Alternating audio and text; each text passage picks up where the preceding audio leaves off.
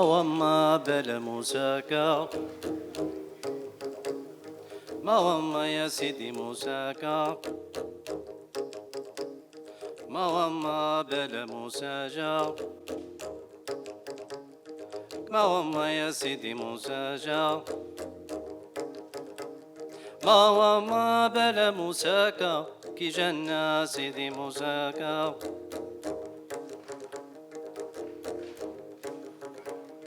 ما وما يا سيدي موساكا ما وما يا بلا موساجا ما وما يا سيدي موساجا ما وما يا بلا موساكا ما وما بلا موساكا كي جنة يا سيدي موساكا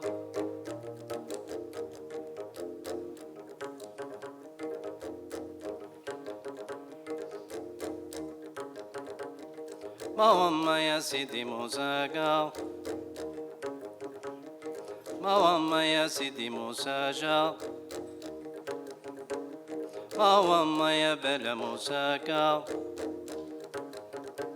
ما وما يا بلا موساكا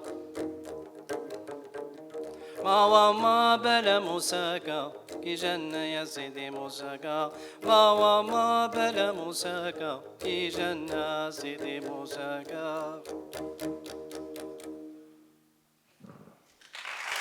Gracias.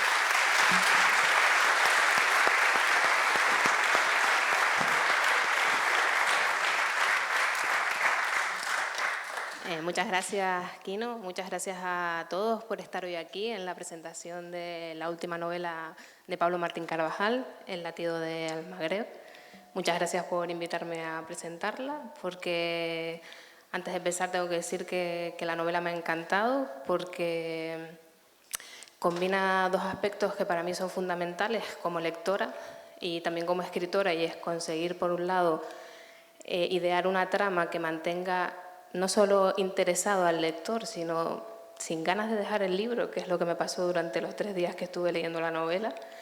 Y, por otro lado, terminar la novela diciendo todo lo que he aprendido después de haberla leído, ¿no? Yo sé que la mayoría de ustedes conoce ya a Pablo, pero me he permitido traer una breve reseña biográfica, que también es una reseña bibliográfica, de toda su labor en el mundo de la literatura desde que empezó allá por el año 2000. En el año 2000 empezó en el mundo del relato primero y ganó un premio. En el año 2002 consiguió el premio Isaac de Vega por Interior con reflejo. En 2006 publicó su primera novela, que creo que es una novela que todos conocemos, Tú eres azul cobalto, inspirado en la vida y en la obra de Frida Kahlo. Y esa novela se publicó, tuvo 6 ediciones y se publicó en editoriales españolas y en una editorial colombiana. En 2010 publicó La ciudad de las miradas. En 2011 fue recogido en la antología Generación 21, Nuevos novelistas canarios. En 2013 publicó la que probablemente es su novela más personal, La felicidad amarga. Y después inició lo que quizás podríamos denominar su etapa africana. En 2016 publicó Tal vez Dakar. Ahora tenemos El latido de Almagreb y creo que próximamente tendremos una tercera novela que completará esta trilogía. Con esta serie de novelas, Pablo nos explica nuestra realidad cercana geográficamente, aunque desgraciadamente a veces no es tan cercana como debería.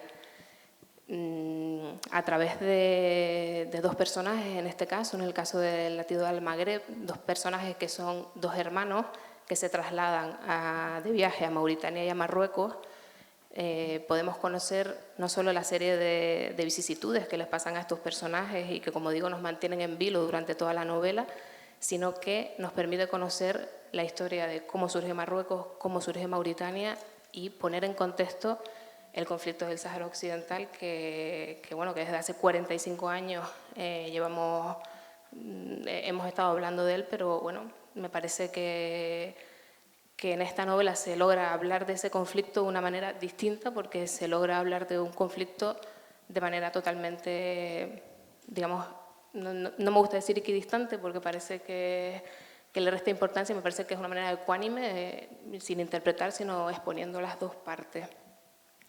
Y dicho esto, a mí la primera pregunta que me surgió nada más leer el libro y ver la gran cantidad de información y cómo estaba plasmada esa información, es qué fue lo más complicado, idear la trama de los personajes, documentarte y plasmar esa documentación en forma de novela y no en forma de ensayo, o conseguir que ambas partes casi se fundan, ¿no? Se ensamblen de una manera perfecta que uno no piense que son dos partes distintas o independientes. Bueno, hola a todos. Muchas gracias. Es muy bonito jugar en casa y que esté el salón lleno y todos amigos y gente querida y familia y gente de todos sitios y del trabajo y del círculo y de todos lados. Muchas gracias. Es emocionante, la verdad. Y muchas gracias a Saray por presentarme. Saray, nosotros nos conocíamos muy poco, pero yo llevo tiempo oyendo hablar de ella desde que publicó el año que no fui a Buenos Aires y que leí en su día, luego la conocí en Periplo el año pasado y después he estado leyendo artículos suyos que ha publicado distintos artículos sobre África, sobre el Sáhara, y a mí me gustaba lo que ella decía, me gustaba cómo escribía esos artículos y bueno, entonces dijo, pues, ¿y por qué no me presentas a Saray? Y entonces la llamé y ella aceptó, así que muchas gracias, Saray. Y después muchas gracias a Aquino.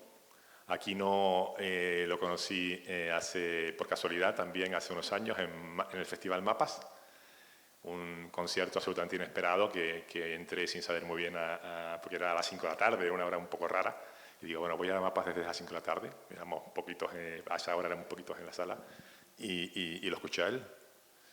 Lo escuché a él con Belsech y con un timplista, y me quedé absolutamente impactado por la música que hicieron y por la simbiosis que consiguieron con la música marroquí, con la música masij que toca Aquino y el timple, ¿no? Y entonces llevaba un tiempo intentando localizarlo, pero no me acordaba de su nombre. Y entonces yo ponía en Google, músico Amasij en Tenerife. y hace 2 semanas me apareció su nombre, ¿no? Digo, debe ser este. Y nada, y lo busqué en Facebook, le escribí y además me respondió sobre la marcha, me respondió enseguida. A los 2 minutos ya tenía su respuesta. Y me dijo, estoy con unos amigos ya, escríbeme pasado mañana que estoy el fin de semana con unos amigos. Y bueno, y la apoyé el sábado, y hace 2 semanas él vive en Arotava y me invitó a su casa. Y fue fantástico. Gracias, Aquino, por esa invitación. Estuvimos hablando un par de horas sobre muchos temas relacionados con la novela, sobre muchos temas relacionados de Marruecos y de su vida aquí. Para mí fue una conversación de esas que te llenan. Así que gracias y por aceptar la invitación y tocar aquí también, ¿no? Y después, con respecto a la pregunta, Saray, yo creo que lo más difícil de esta novela ha sido tratar de entender todo bien, porque es un tema tan complicado, ¿no? Y sujeto a distintas interpretaciones, a distintos puntos de vista, posiciones muy enfrentadas, ¿no? Que mi miedo principal era saber reflejar todo de una manera correcta, ¿no? De una manera correcta. Y además hablando de culturas que son alejadas de nosotros, ¿no? De intentar entender el Islam y los principios del Islam y cómo se rigen las personas que viven en esta cultura, ¿no? Entonces eso exigió un trabajo de documentación pues muy importante durante muchos años. Y sobre todo con ese miedo, ¿no? de decir, bueno, tengo que reflejarlo bien, porque yo tampoco era un especialista de ese tema, ¿no? Pero bueno, todavía tengo un poco de miedo, pero espero que haya salido bien en la novela. Y después la otra dificultad es algo que me alivia cuando tú me comentas y ya también las opiniones que he tenido, que he escuchado ya de 2 o 3 personas que han leído la novela, y es que la novela atrape, ¿no? que la trama atrape, porque hay partes que son más históricas, partes que no son nada ficción, que son real, que casi podrían ser un ensayo, ¿no?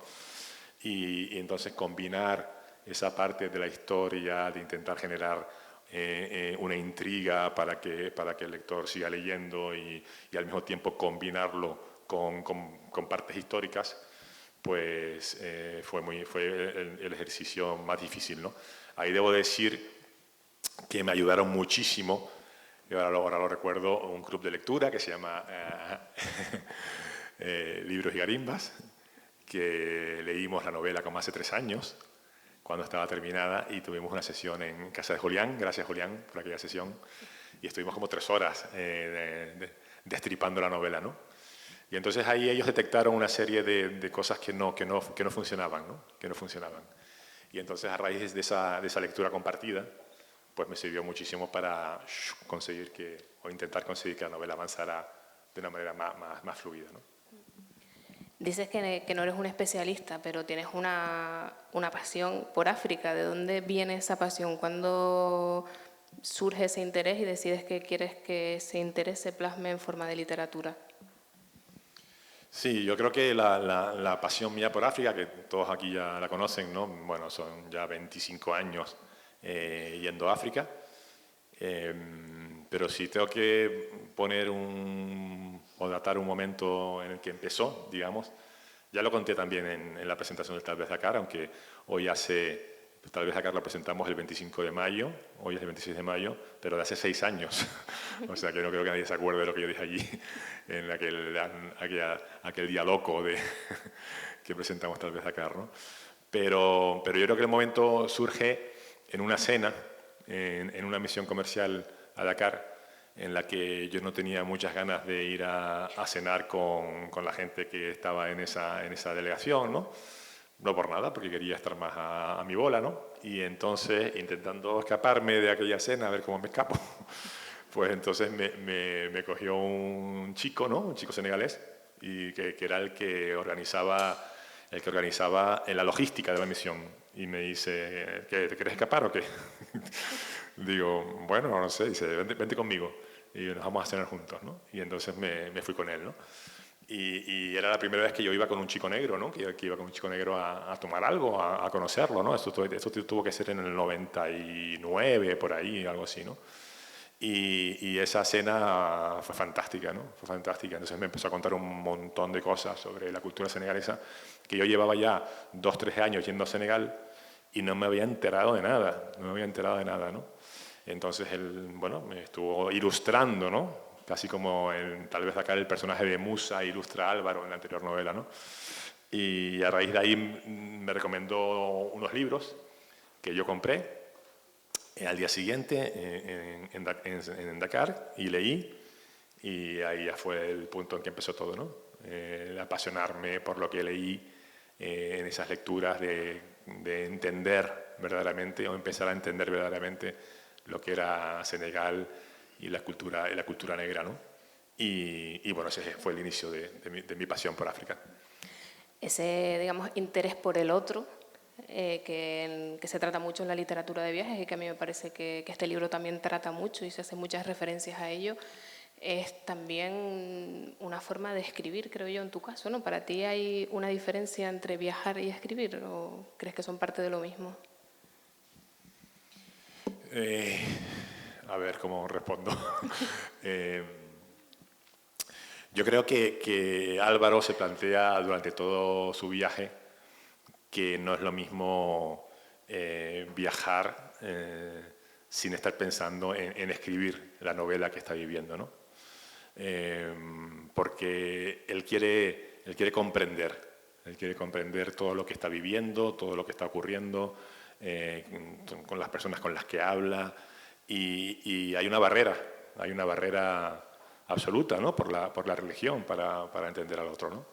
Entonces él dice, yo es que no quiero ya viajar sin leer, y es que no quiero viajar sin comprender lo que estoy viviendo, ¿no? Para eso no viajo. Si simplemente es un viaje de placer para hacer cosas, un mero divertimento, para eso no voy a viajar más, ¿no? Voy a viajar para comprender, ¿no? Y yo creo que todo esto surge también, hay distintos puntos, distintos recuerdos personales que me llevaron a escribir esta novela, ¿no? Y uno de ellos, uno de los más importantes, fue una vez que estaba en Agadir. Estaba en un viaje en Agadir, creo que estaría yo solo, con Elvira, que era mi amiga de Proexca, que es la que estaba en Agadir, y bueno, yo me volvía ya me volvía para casa para coger el avión, ¿no? Y entonces venía un taxi a buscarme al hotel, y nada, yo estaba esperando el taxi normal, con mi maleta ahí, y nada, y llegó el taxi, ¿no? Y entonces la persona del taxi, el taxista, era un chico joven, de, bueno, 25 años más o menos, pero con un vestido absolutamente como un yihadista, ¿no? Como un yihadista, o sea, con la barba así desordenada, sin bigote, con el gorro, sí, las camisas estas largas y los pantalones bombachos y las sandalias, ¿no? Y yo cuando lo vi me quedé impactado, ¿no? Digo, mi madre, este es el que me va a llevar en el taxi. Y tuve, como, no sé, sentí como un reparo, ¿no? Quizás por esas imágenes que estamos acostumbrados a ver, ¿no? Y digo, bueno, pues nada, pues para el taxi, vamos para adentro, ¿no? Y nada, y me metí en el taxi, y nada, y me digo, oye, ¿y tú qué tal? ¿Cómo te llamas? Y le digo, pues nada, voy a hablar con él.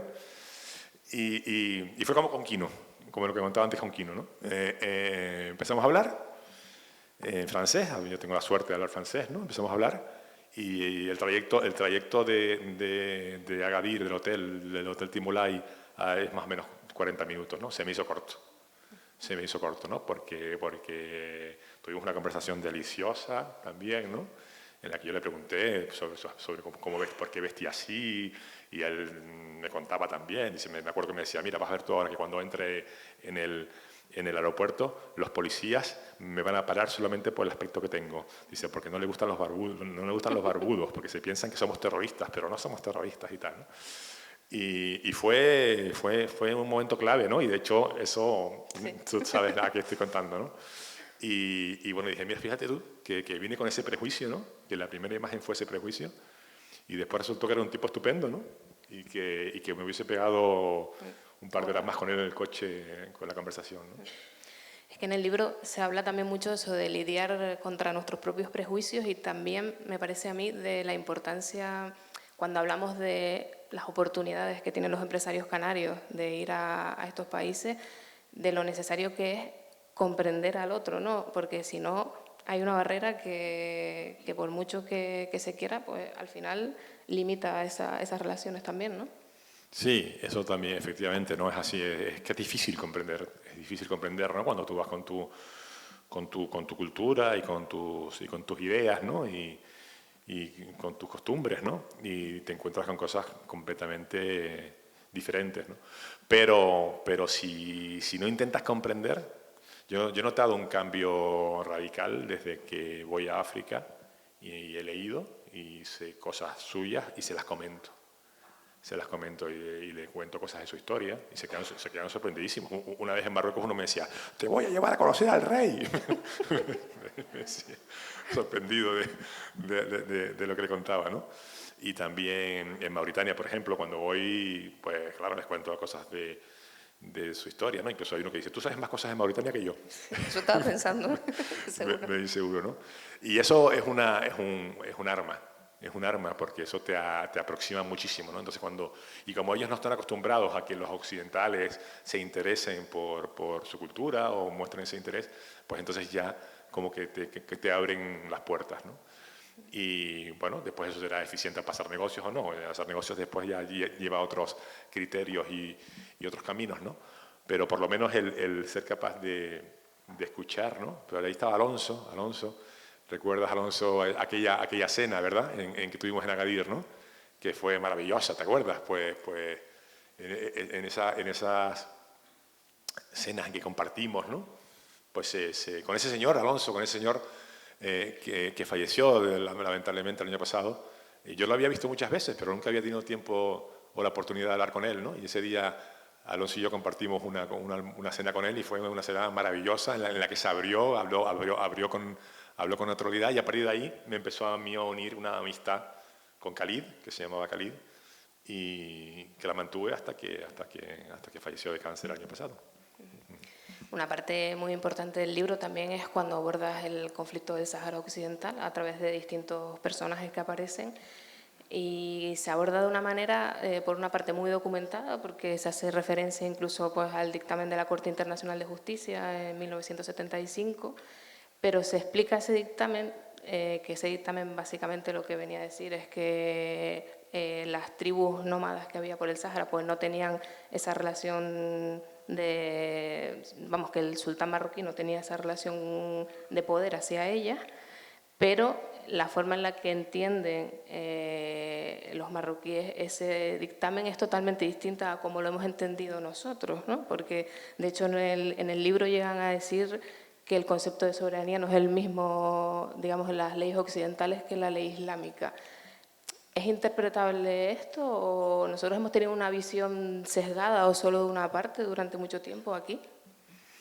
Sí, ese es el tema más complicado que abordo, que yo creo que abordo, ¿no?, con el conflicto del Sáhara, y el que me costó más entender y el que me costó más trasladar a la novela, ¿no? Efectivamente se habla del conflicto del Sáhara, el Sáhara no está desvelando nada, eso es la historia, es la realidad, lo que ocurrió, ¿no?, cuando la Marcha Verde, ¿no? Entonces, resulta que lo que yo capté de las lecturas es que la manera de... O sea, está Marruecos, que reclama los territorios del Sáhara y que reclama que tiene soberanía sobre las tribus del Sáhara, ¿no? Y dice que ese terreno que esa tierra les pertenece, ¿no? Está ocupada por los españoles y tal, ¿no?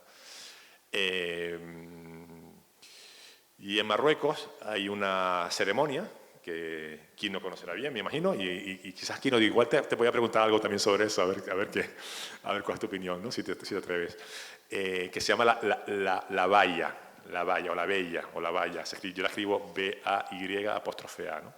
Y es una ceremonia anual en la que las tribus, digamos que rinden pleitesía al sultán, ¿no?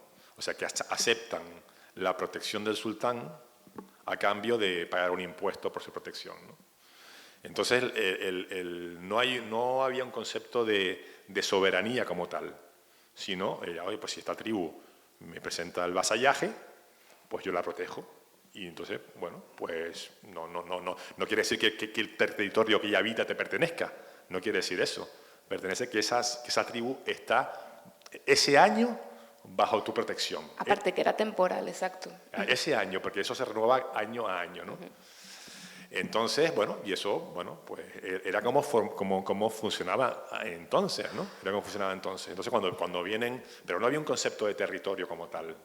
Entonces, cuando vienen los españoles y los franceses, entonces empiezan a hablar de Estados-nación y empiezan a hablar de territorio, pues entonces cuando se confunden ambas cosas, se confunde el vasallaje con el territorio. El territorio no existía, o sea, existía, pero no era un concepto, ¿no?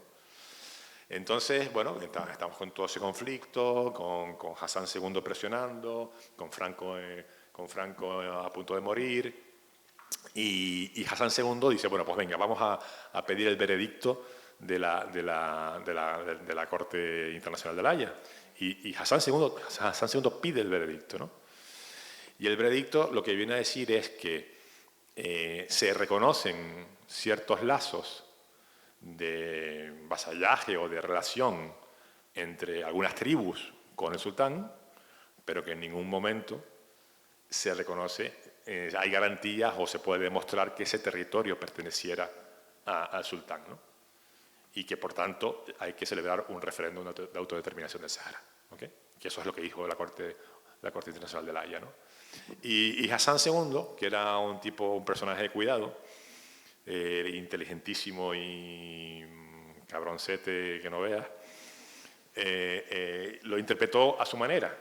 Y entonces él dijo, bueno, si la Corte Internacional de La Haya dice que hay ciertas tribus que han tenido un vasallaje conmigo, pues ya está, pues entonces el Sáhara es mío, ¿no? Pero claro, lo que no puede hacer es acudir a la Corte, al derecho internacional para dilucidar un aspecto y después cuando la Corte Internacional falla, interpretarlo según lo que él dice que es la ley islámica, ¿no? Y después ocultó al pueblo en la parte del referéndum. Eso no lo dijo, bueno, en otra época en la que la comunicación no era tan fluida, y eso no lo dijo, ¿no? Y entonces por eso lanzó la Marcha Verde. O sea, él como que se buscó una excusa para convencer al pueblo de la Marcha Verde, pero claro, jugó con doblez, porque no puedes pedir el derecho internacional y después interpretarlo según la ley que él consideraba islámica, ¿no? Y bueno, eso fue lo que yo descubrí, lo que yo no sabía para nada, y lo que me pareció descubrir en en las lecturas, ¿no? Y no sé, Kino, tú eres de Alhucemas. No sé, Alhucemas es el Rif. Y no sé cómo se ve el Rif, que también es una región contestataria. No sé, ¿te animas a decirnos algo, a contarnos algo del...? ¿Sí?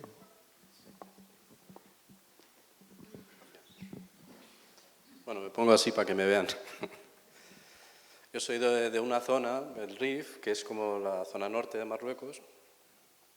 Siempre hemos tenido problemas así con el gobierno y tal, porque al ser una zona de habla bereber y muy alejada, no alejada físicamente, sino alejada porque es una cordillera montañosa, difícil de acceder.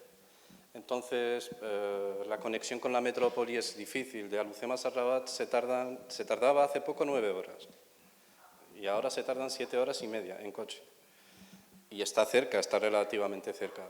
Y todo se debe a un poco la política del gobierno marroquí en su momento, que ahora están intentando mejorarlo, de centrarse solo en las grandes metrópolis. Por eso hay una especie de reivindicación constante en la zona del Rif, sobre todo, de descentralización del gobierno, una especie de autonomía.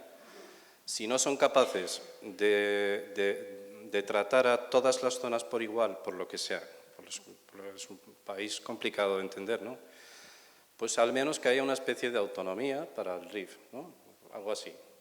De otra manera, ¿no? No se pidió una autonomía, pero sí se pidió que el gobierno pusiera hospitales, que el gobierno pusiera universidades, tal. Entonces hubo un conflicto hace poco que se resolvió de mala manera en el Rif, también porque hubo otros factores en la manera de pedir las cosas, ¿no? Un pueblo cuando sale a la calle a pedir algo de manera un poco desorganizada suele haber problemas y el gobierno se aprovechó de esa desorganización para deslegitimar algo que bueno, es legítimo. Si el pueblo pide hospitales, pues si no se los puede dar, pedíselo, pero tampoco vas ahí a dar hostias, ¿no? Entonces, no sé si estaba respondiendo correctamente a lo que dijiste. Si me puedes guiar un poco, me ayudaría. No, era simplemente, a mí me parecía interesante eso, bueno, que el Rif siempre ha tenido también no separatista, pero siempre ha sido como para ellos como la región incomprendida dentro de lo que es el centralismo, de lo que es el centralismo marroquí, ¿no? No creemos en separarnos de Marruecos, no. De hecho, nos gustaría unirnos y que Argelia y Marruecos y Túnez, o sea, el Magreb, fuera una unión, que sea algo de paz y prosperidad, ¿no? Para todos, pero claro, si el gobierno no hace caso, de vez en cuando pues hay que llamar la atención, manifestándose o lo que sea, de manera pacífica, y llegar a que Rabat entienda el mensaje. Y de hecho, Rabat ha entendido algo porque ahora mismo en la zona del Rif hay un montón de proyectos después de las revueltas. Hay un montón de proyectos, han puesto un hospital, universidad hay en Nador, en Alhucemas todavía no. Pero que la cosa no es lo mismo Marruecos hace 10 años que ahora, ¿eh? Ha mejorado bastante en todos los aspectos. No se puede comparar con España, evidentemente, pero comparado con el Marruecos de hace 10 años yo creo que hay una mejora de un 120%. Muchísimas gracias.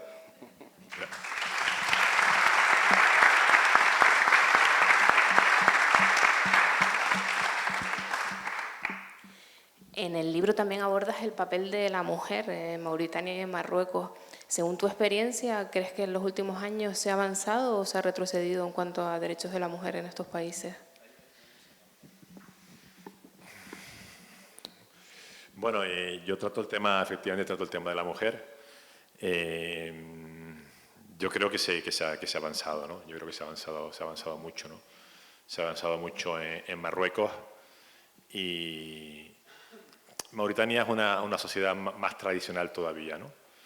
Que todavía creo que les es más difícil pues darle a lo mejor un papel a la mujer distinto al que tradicionalmente ha tenido, aunque empiezan a haber ya algunas ministras mujeres y todo eso, ¿no? Es cierto que en la novela hay una crítica importante también a esa parte, ¿no? Hay una crítica porque sí, es verdad que se ha avanzado y hay cada vez más personalidades, más mujeres en cargos de poder, por lo menos a nivel del gobierno. Sigue siendo absolutamente minoritario, ¿no? Pero sí se ha avanzado, creo yo. Pero yo hablo en la novela de lo contrario, ¿sabes? Hablo de lo contrario, quizás ahí soy crítico, ¿no? Tengo la mirada más crítica, ¿no?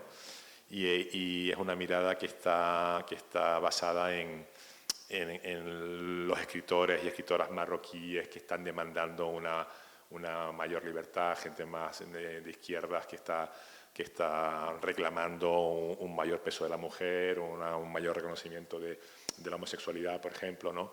Escritores que he leído, autores de cine que he visto, ¿no?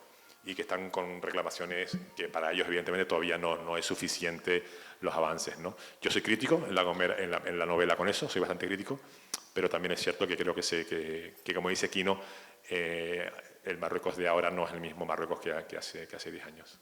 Y lo mismo, y Mauritania también está con esa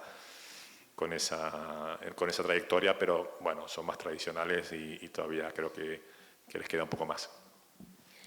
También es inevitable que se trate de alguna manera el tema de la emigración que viene de África, bueno, a Canarias o a Europa. No sé si tienes alguna valoración sobre, digamos, en la primera crisis migratoria que hubo en Canarias, en la primera década del siglo, digamos que el resultado político fueron los llamados planes África, que básicamente consistían en invertir en cooperación al desarrollo en los países de origen para intentar frenar la migración. A veces a mí me da la sensación de que en Occidente se tiene como la esperanza de que si se invierte en estos países no va a haber migración, cuando el ser humano se ha movido siempre, se va a seguir moviendo, y en África la explosión demográfica y la cantidad de población joven que hay, evidentemente pues habrá población que quiera, igual que todos queremos ir a otros lugares, porque quiera venir a Europa. ¿La cooperación al desarrollo la estamos entendiendo como se tiene que entender o no? Bueno, yo creo que el problema de la migración va a existir siempre, ¿sabes? Y más con África. O sea, nosotros no vamos a ver la solución a ese problema, ni mucho menos, sino que lo vamos a ver en crecimiento porque la población de África se está duplicando, porque la capacidad de generar puestos de trabajo no absorbe toda la oferta de gente joven que está naciendo e incorporándose al mercado, y teóricamente para incorporarse al mercado de trabajo, y estamos hablando de que están duplicando la población, ¿no? Y que van a pasar pues si en 2050, si son 300 millones los del África Occidental, van a pasar a 600 millones, ¿no? Y la gran mayoría va a ser menor de 25 años, ¿no? Entonces, claro, esa gente, si no le das oportunidades, entonces nosotros vamos a tener que convivir con la inmigración hasta el final de nuestros días, seguro, que va a ir a más seguro.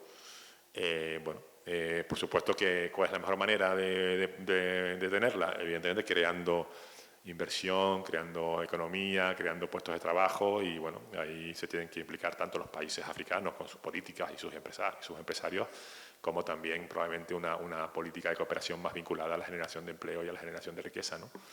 Pero vamos, que ahora sí se pueden llegar a acuerdos con países para que controlen mejor las fronteras y todo eso, ¿no?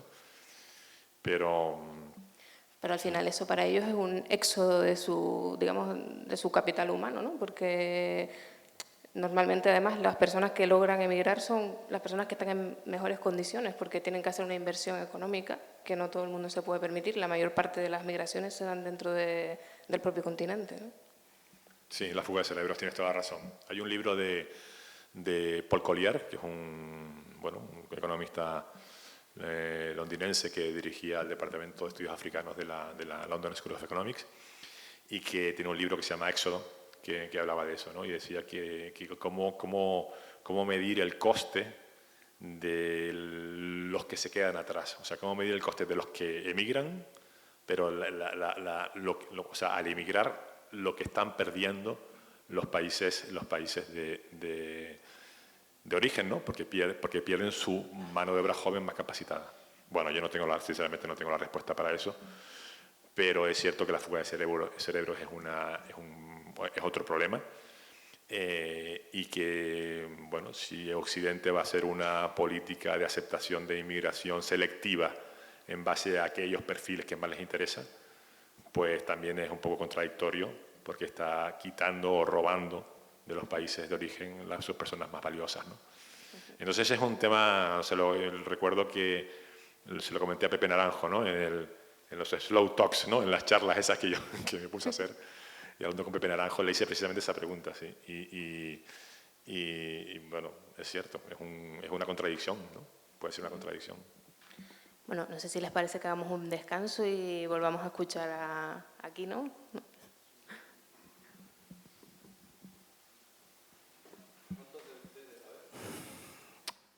Hola, ahora sí. ¿Cuántos de ustedes cantan en la ducha? A ver, ya veo uno ahí, potenciales cantantes aquí, unos cuantos, ¿eh? Pues yo no. Pero os voy a hacer cantar hoy, ¿eh? Os voy a hacer cantar porque lo que voy a tocar es música gnawa, igual que el tema que toca al principio. Y es como una fusión natural de música subsahariana con música bereber. Entonces, cuando llegaron los esclavos subsaharianos al Magreb, tuvieron que ocultar de alguna manera sus cultos. ¿Y cómo lo hicieron? Con la música. Básicamente esta música, que es espiritual, lo que hace es llamar a los buenos espíritus, a la buena onda, a la buena energía, a su manera, ¿no? Entonces necesito coros. Esto no se puede hacer sin coros, ¿vale? Entonces se tienen que aprender una frase muy difícil en bámbara que dice pura, pura, purpurina, ¿vale? Solo eso. Entonces vamos a ensayar un poquito antes de empezar. Entonces yo digo pura, pura, purpurina, purpurina. Y ustedes responden lo mismo. Voy a hacerlo otra vez. Esta es la primera parte. Pura, pura, purpurina, purpurina.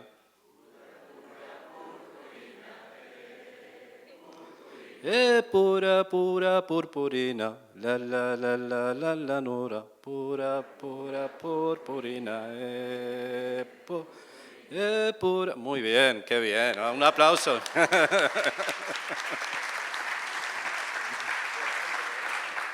Me encanta. Y la segunda parte es muy difícil. Es purpurina.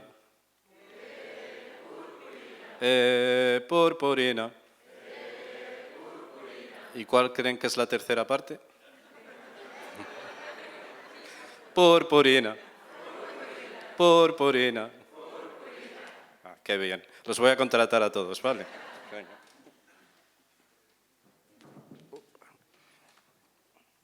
Ahora me voy a hacer el serio, ¿vale? Para que me paguen luego, ¿vale?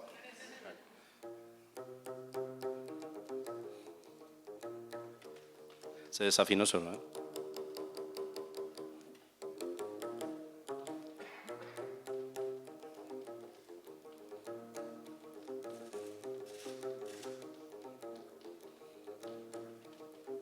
Pura, pura, purpurina, torcolila.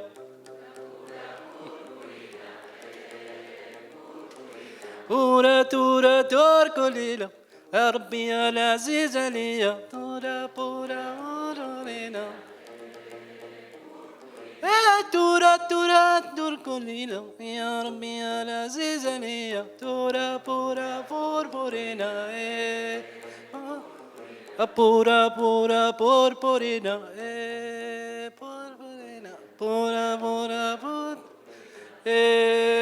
purpurina, purpurina, purpurina, purpurina. Bueno, vamos a darle un poco a la velocidad, ¿vale? Venga, va.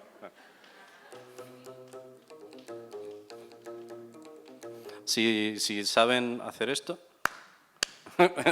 sería de gran ayuda. No se lo digan a nadie, ¿eh?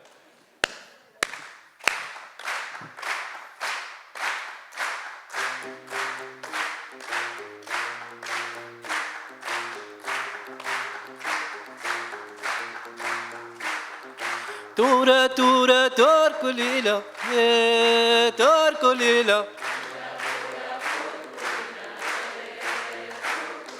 Tura, tura, torcolila, torcolila.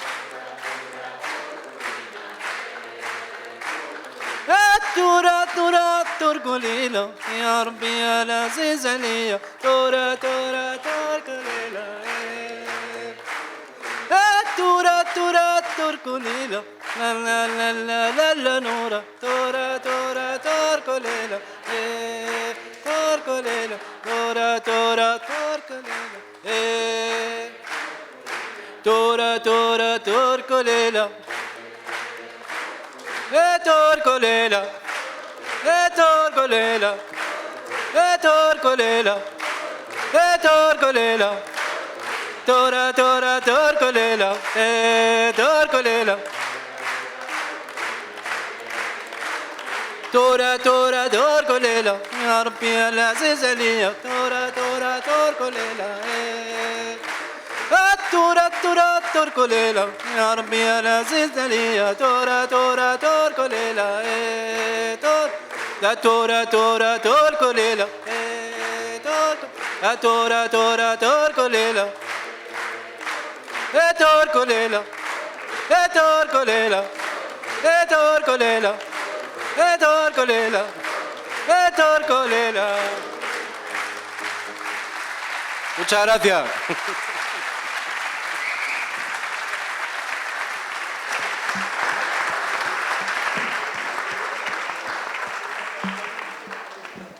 Muchas gracias. Ahora va a ser difícil volver a ponernos serios. Ahora, perdón, pregunta seria ninguna más entonces. Yo, volviendo un poco a la actualidad, claro, me veo casi en la obligación de preguntarte por el giro que ha dado España en política exterior con respecto al conflicto del Sáhara y pedirte tu opinión sobre cómo crees si eso va a tener alguna influencia para España y también qué influencia va a tener, por supuesto, en Marruecos y para los propios saharauis, ¿no? Sí, es claro, una pregunta, bueno, me hiciste la pregunta más complicada. Bueno, yo creo que, vamos a ver, la novela trata de dar a entender el conflicto del Sáhara sin posicionarse en ningún aspecto, ¿no? Las novelas no dan soluciones a nada, o por lo menos las novelas que yo escribo no dan soluciones, sino que intentan plantear preguntas, ¿no? Plantear preguntas para que después la gente interprete lo que quiera y se sitúe donde quiera, ¿no? Entonces, con esta pregunta yo tampoco tengo una respuesta clara, porque es tan difícil, es tan difícil que no tengo una respuesta clara. Solamente podría decir que el conflicto lleva 45 años bloqueado, que no ha habido prácticamente ningún avance en 45 años, que yo miraba el otro día la página web con todas las resoluciones de la ONU y es un listado interminable de resoluciones que todas vienen a decir prácticamente lo mismo y ninguna tiene ningún efecto. Y que bueno, y que algo hay que hacer, aunque yo no sé qué es lo que hay que hacer, ¿vale? Yo creo que el gobierno español ha decidido que algo hay que hacer y se ha posicionado de un lado. Bueno, se está posicionando de un lado porque cree que hay algo que hacer, pero está yendo en contra de la ley internacional, ¿no? O sea, está ganando la realpolitik por encima de la ley internacional, ¿no?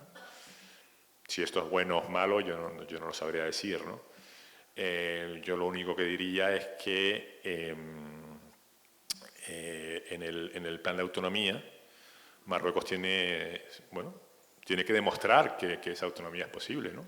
Porque Rabat Marruecos es un país tremendamente centralizado en Rabat. Y bueno, cuando yo empecé a trabajar en el gobierno canario en 2007, recuerdo que fui con Elsa a Madrid una vez a ver a Osimán, al ministro Osimán, ¿te acuerdas, Elsa? Fuimos juntos cuando Elsa me enseñó a ser director general de Relaciones con África, gracias a Elsa.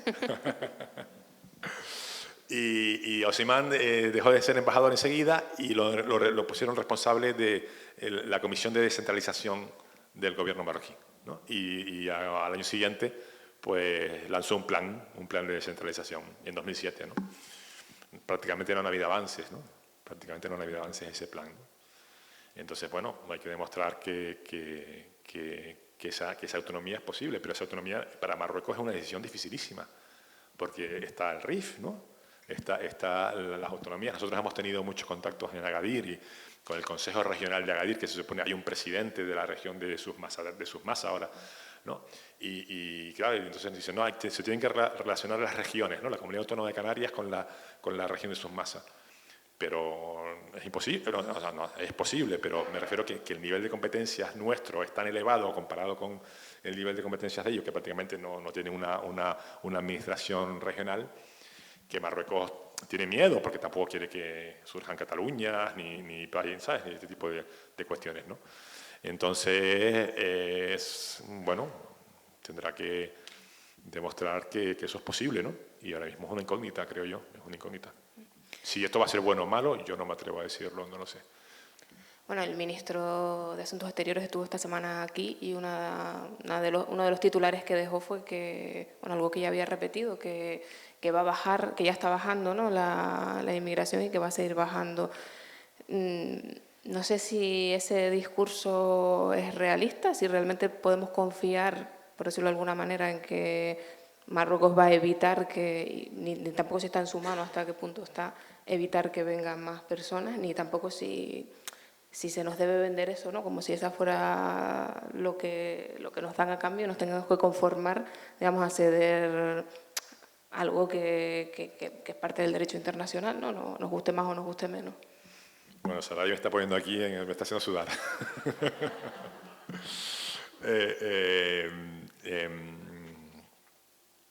Yo llevo viendo yo recibo todos los días el mailing de Casa África, ¿no? En el que hay un resumen de noticias de África en general, ¿no? Y esto llevo, claro, digo, bueno, ahora que saco la novela, me tengo que leer todo, porque claro, vendrá alguien que me pregunte cómo sabe cosas y tendré que responder, ¿no?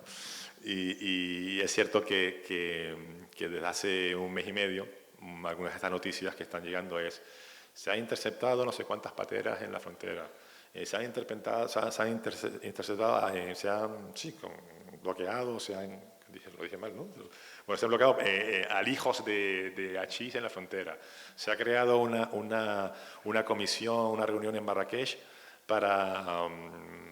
sobre el tema del yihadismo islámico, para políticas de protección contra el yihadismo islámico, ¿no? O sea, últimamente están surgiendo pues ese tipo de noticias que vienen de Marruecos, ¿no? Y que lógicamente son consecuencia de esto, ¿no? ¿Va a permanecer esta cooperación en el futuro o para siempre? No lo sé, tendremos que verlo, ¿no? Tendremos que verlo si esa cooperación, porque todos sabemos que fue un arma, ¿no? Lo que pasó en Ceuta y Melilla hace poco, ¿no? Que fue un arma utilizada por Marruecos, ¿no? Ahora, por supuesto, hay un entendimiento y las cosas parece que están yendo bien, ¿no? ¿Se va a prolongar en el futuro? Pues yo creo que España y Marruecos deberían intentar conseguir que sí, ¿no? Pero bueno, es una incógnita, evidentemente. Bueno, vamos a volver a la novela. Sé que te gusta mucho, sé que te gusta escribir, pero sé que te gusta también mucho documentarte. Entonces me gustaría que nos contases un poco cómo fue la labor de documentación de esta novela, a todos los países a los que has viajado para documentarte, y ¿qué duró más, la documentación o la parte de la escritura? La parte de la documentación es la parte siempre más interesante. Tú lo sabrás también porque tú tienes una novela también muy documentada con el año en que no fui a Buenos Aires, ¿no? Y porque la documentación es casi, la verdad es que es infinita, ¿no? Porque una cosa te lleva a otra, y un libro te lleva a otro libro, y un autor te lleva a otro autor. Y después la novela tiene una parte muy importante de Islam, ¿no? De intentar entender el Islam, intentar ser capaz de trasladar una explicación del Islam entendible, ¿no? Entendible para mí y para el lector occidental, ¿no? Que es quien va a leer la novela, ¿no? Entonces ha sido un trabajo de documentación tremendo, desde, bueno, cosas que, una vez vino mi padre a casa y estaba leyendo un libro que se llama El sufismo corazón del Islam, ¿no? Y mi padre dice, ¿pero qué estás leyendo? ¿Sabes? Entonces, claro, he tenido que leer pues, historia del pensamiento islámico, ¿sabes? Crítica de la razón árabe, libros que, por ejemplo, leí Crítica de la razón árabe, un libro, ¿no? No entendí nada, ¿sabes? No entendí nada, no entendí nada, lo único que entendí fue el prólogo, ¿sabes? Y lo volví a leer y digo, no entiendo nada, o sea, como que no estaba capacitado, ¿sabes? Para entender eso, ¿no? Y digo, joder, pues entonces dejo la novela, porque si no estoy capacitado para entenderlo, porque... Y bueno, me apoyé en el prólogo Y, bueno, no voy a desvelar nada, pero una de las últimas conversaciones para mí es la más importante de toda la novela, ¿no? Y está basado en eso, ¿no? Pero sí, después fui a París también, como tal vez Dakar, fui a París a buscar determinadas lecturas que no encontré aquí y que en la biblioteca François Mitterrand, que volví otra vez buscando el famoso libro rojo del Fassi, ¿no? Porque el Fassi también se cuenta la historia de los líderes independentistas del Fassi, el promotor del nacionalismo marroquí, del Wali Mustafa Sayed, el líder del Frente Polisario, y de Mokhtar Ould-Daddah, el primer presidente de Mauritania. Y el Fassi, Alaa al-Fassi, que era un personaje interesantísimo, lo plasmó todo en el libro rojo, que es en el que plasmaba su idea del Gran Marruecos, ¿no? Y entonces fui a buscar el libro rojo, ¿no?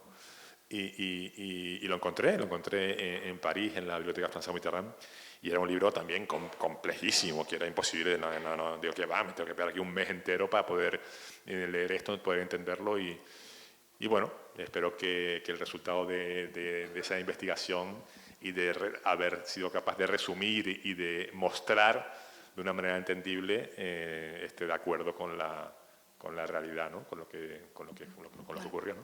Hablando de la religión, a mí hay una frase que se me quedó grabada del libro, y es que hay muchos islam, ¿no? Dices en el libro, porque realmente ni siquiera comprendemos el islam, pero es que creo que ni siquiera somos conscientes de que a veces tenemos una imagen homogénea de lo que creemos que es esta religión, que no se ajusta a la realidad, ¿no?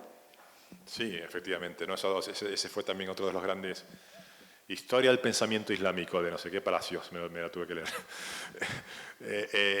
Y sí, ves, hay 4 corrientes, ¿no? 4 corrientes del Islam, ¿no? 4 corrientes, y desde las más radicales hasta las más tolerantes, que es la de Marruecos, ¿no? Los sunitas malaquitas, ¿no? Que son los más tolerantes, que es tolerante lo más, digamos, sí, que bueno, profesan una fe más allá de los extremismos, ¿no? Pero después hay muchas distintas, ¿no? Y hay movimientos interesantísimos, ¿no? Como el movimiento Nahda, ¿no? Que fue la renovación del Islam, incluso el salafismo, que hoy en día entendemos como salafismo a lo mejor la parte más radical, ¿no? Incluso el salafismo tiene un origen que no es para nada radical, ¿no? Lo que pasa es que después va evolucionando de distintas maneras, ¿no? Y todo eso también fue un proceso bastante difícil de entender, pero bueno, creo que más o menos me ayudó también aquí un profesor de la Universidad de Estudios Islámicos de Granada, Macías José Miguel, bueno, no me acuerdo el nombre ahora, que también lo contacté y le digo, oye, necesito que me ayudes. Yo no lo conocía, le escribí, tío, ayúdame con esto. Y como aquí, ¿no? Le mandé el mensaje y nada, me respondió enseguida. Y me dijo, venga, ¿cuándo quieres hablar? Y quedamos, 3 días más tarde, lo llamé, estuvimos como 2 o 3 horas hablando por teléfono, y me aclaró las ideas, y después me envió su tesis, ¿no? Y después me tuve que leer la tesis. y nada, y todo eso para 2 páginas, porque eso está solamente en 2 páginas de la novela, ¿no? Pero bueno, ese es el ejercicio, ¿no? Claro, es que el momento de decidir, ya no leo más y ahora escribo, ese momento es complicado llegar a él, porque sabes que siempre hay más que puedes incorporar, ¿no? Que puedes nutrirte para luego escribir. Sí, bueno, hay novelas, como dicen los novelistas, novelas mapa y novelas brújula, ¿no? Novelas mapa, que son las que ya tienes todo más o menos en la cabeza cuando empiezas, y novelas brújula, que son las que vas buscando tu camino con una brújula a medida que vas avanzando, ¿no? Entonces el proceso de brújula, esta es una novela brújula, porque yo según iba investigando, pues iba buscando nuevas aventuras y nuevas historias, y entonces, bueno, pues iban sucediendo cosas en función, iba averiguando cosas, ¿no? El objetivo de esta novela y de la anterior es, creo, entre otros, que conozcamos un poco más en Canarias, nuestra realidad más cercana. ¿Tú crees que hemos mejorado nuestro conocimiento hacia estos países en los últimos años, o seguimos igual de espaldas a ellos? Seguimos los afriquis, seguimos siendo... Yo tengo un grupo que nos llamamos los afriquis, ¿no? Que somos los frikis de África, aquí hay un par de ellos por ahí. Y seguimos siendo los mismos, ¿no? Igual no hemos mejorado nada, hemos mejorado muy poco, ¿no? Hemos mejorado, bueno, sí, igual ahora no somos 20, igual ahora somos 300, ¿no? Los que nos gusta África y los que vamos, y bueno, vamos a poner 1000, venga, 1000 proafricanistas en Canarias, 1000. ¿Habrá 1000 esa o son muchos? No, más, 2.000, 3.000, venga, 3.000, venga, perfecto, pues 3.000, ¿no?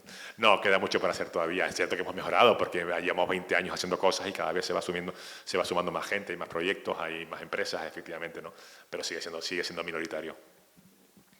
Y para terminar, yo no sé si puedes desvelarnos algo, pero ¿tienes alguna idea por lo menos de dónde vas a ambientar la tercera novela que va a culminar la trilogía? ¿O no nos puedes decir nada? No, siempre digo que no, bueno, puedo decir algo. Me falta Cabo Verde, por ejemplo, ¿no? Ya tenemos cubierto Senegal, Sáhara y Mauritania, Marruecos, falta Cabo Verde. También es muy interesante la relación con Madeira, ¿sabes? Madeira me gusta mucho, ¿sabes? Madeira, Azores. Estuve una vez en Azores con Beatriz en un sitio que se llama Rabo de Peixe, que me pareció, digo, joder, que era un sitio donde estaban los antiguos balleneros que mataban, que se dedicaban a la caza de la ballena y había un paro terrible ahí, veías esos lobos de mar ahí, que era un sitio de drogas y tal, digo, joder, esto da para una novela, ¿no? Y después hay sitios muy interesantes como San Antonio de Texas, ¿no? Cuando fui a San Antonio de Texas también con el gobierno y descubrir los descendientes, ¿no?, de San Antonio de Texas, el cariño que tienen por Canarias, esa historia que se repite en San Antonio de Texas, que se repite también en Montevideo, en Uruguay, pero que también está en Venezuela y Cuba, lo que pasa es que la conocemos más, ¿no? Bueno, pues ahí hay un entorno de todo eso que bueno, creo que me motivará a escribir la tercera de la trilogía. Pero antes de eso voy a escribir otra y después ya me meteré con esta. Está claro que no tienes intención de parar y para tus lectores es una gran noticia. Les invito a todos a disfrutar de la novela y para terminar el acto me gustaría que Kino pudiese tocarnos otro tema. Y no sé si quieres que cantemos otra vez.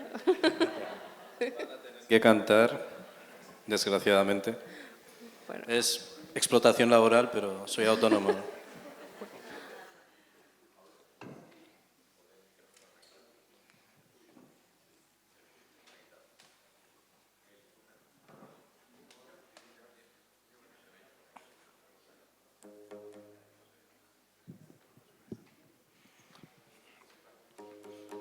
Bueno, pues vamos con la siguiente lección. La siguiente frase a aprender... ¿No se oye o qué? Sí se oye, sí se oye. No hace falta que te molestes ahí. Vale. Frase difícil del día. Tienen que aprenderse la palabra Bangor. Difícil, ¿eh? Bangor. Bangor es un espíritu bueno. Vamos a invocarle para que nos saque de pobre a todos, ¿vale? Venga, Bangor. Y Turculila, otro espíritu guay, ¿sabes? Son todos espíritus guay. Entonces, bueno, hay otra palabra que es guaye, pero eso es como un tarareo, ¿vale? El lolai, lo de allá es el guaye. Entonces, ahora lo intento cantar y les explico el procedimiento. Venga.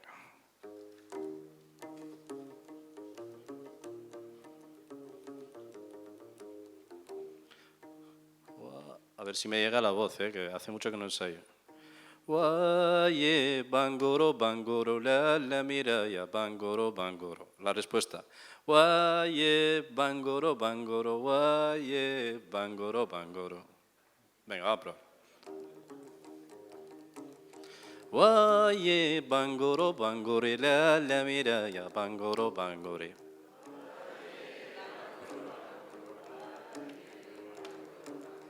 Guaye, bangoro, bangore, la miraya, bangoro, bangore. Guaye, bangoro, bangore, la miraya, bangoro.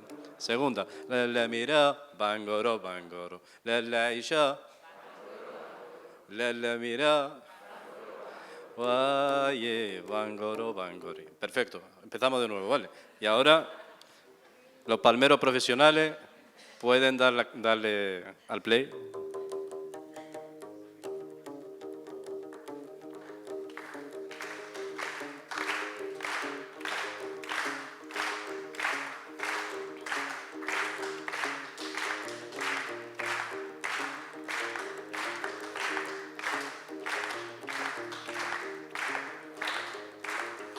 وايه بانغورو بانغوري لالا عيشة يا بانغورو بانغوري وايه بانغورو بانغوري وايه بانغورو بانغوري لالا عيشة يا بانغورو بانغوري وايه بانغورو بانغوري وايه بانغورو لالا ميرا بانغورو بانغوري لالا عيشة لالا ميرا Oye, ya bangoro bangore, oye, bangoro bangore, la mira ya bangoro.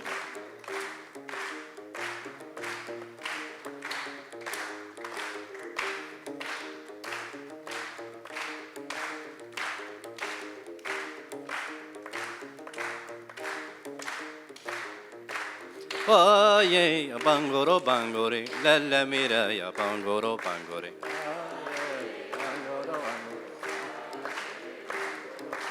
Oye, ya bangoro bangore, la mira ya bangoro bangore. Oye, bangoro bangore. La عيشة, la mira, la mimón. Oye, bangoro bangore. Venga, vamos a darle al autotune ese y a darle un poco más de velocidad.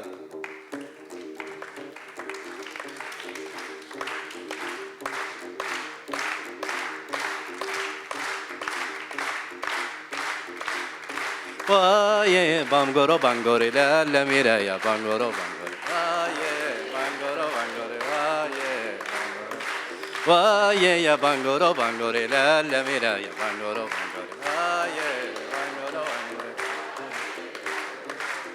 La عيشة bangoro bangore, la mira, la عيشة زيدي ميمون, la mira. Oye, ya bangoro bangore, oye, bangoro bangore, la mira ya bangoro.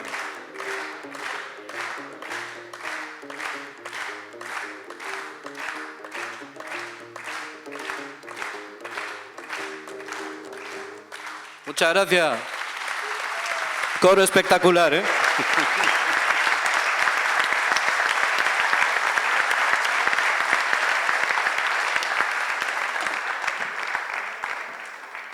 Bueno, pues nada, muchas gracias a todos por haber venido y ya dejo al autor para que pueda firmarles el libro a los que no se los haya firmado ya, porque el comienzo fue en plan modo fan total. Pues nada, muchas gracias a todos, gracias por llenar el salón y espero que les haya gustado esta presentación musical. Gracias.